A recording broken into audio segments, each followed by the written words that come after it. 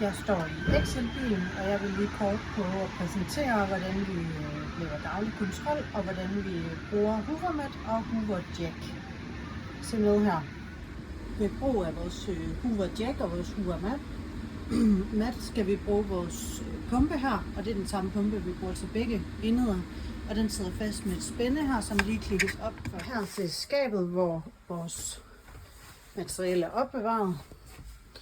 Og vi åbner her. Og øverst ses Hoovermatten, og nedenunder ses Hooverjacken.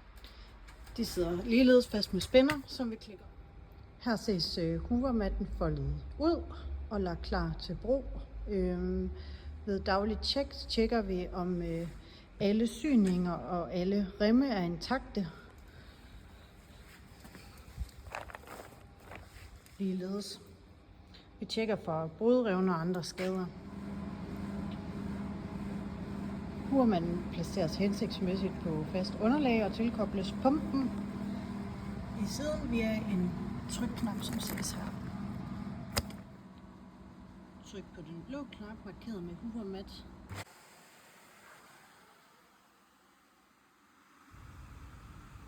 Føl og mærk efter luftlækage.